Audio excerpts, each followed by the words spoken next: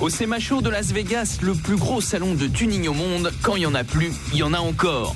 Dans un précédent Turbo, nous vous avons déjà montré les grandes tendances de cet hiver, avec une sélection de pick-up monstrueux, la nouvelle mode des donks et plein d'autres merveilles encore. Mais la fête du tuning à la sauce US ne s'arrête pas là, et le plus fou restait à découvrir. Ainsi, au chapitre des surprises, la présence au SEMA Show de cette incroyable Citroën DS. Oui, une bonne vieille française, la voiture préférée du général de Gaulle au pays des cheeseburgers. Ça détonne. Plus étonnant, certains ici la connaissent ou croient la connaître. C'est une française, une Citroën. Je ne sais pas si je le prononce correctement, mais je sais ce que c'est. C'est une vieille Citroën. Et je n'en ai jamais vu une aussi belle dans ce style. Si, je sais. C'est une ancienne Renault, j'en ai déjà vu. Sauf que c'est pas une Renault, c'est une Citroën. Ah bon? Ah, c'est ça. Ah bon, d'accord.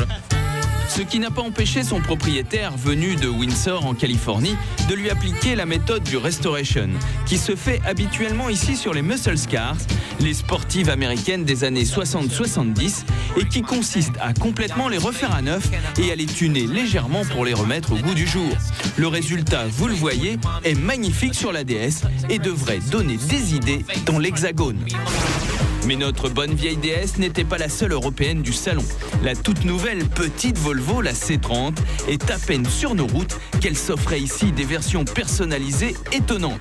La qualité des préparations laisse rêveur et donne un supplément de piment à la petite suédoise, pourtant déjà bien épicée. Et ce n'était pas la seule surprise sur le stand du groupe Ford, l'un des plus gros stands du salon. Aux côtés d'une myriade de Mustang et de Hot Rod, les tout petits pouvaient eux aussi rêver de tuning avec ces magnifiques voitures à pédales customisées. On ne sait pas qui des pères ou des fils s'amuseront le plus avec.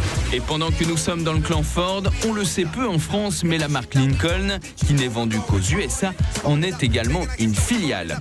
Alors que dire de cette Lincoln Continental Cabriolet, la même que celle de John F. Kennedy lors de son assassinat, mais ici refaite intégralement à partir de zéro et réactualisée par quelques petits détails modernes, dont notamment les jantes, les suspensions au ras du sol et une finition remarquable. Du tuning de grande classe et un autre pur exemple de la mode de la restoration. Une mode qui profite largement de l'évolution permanente et spectaculaire des jantes. Ici au SEMA Show, c'est le délire.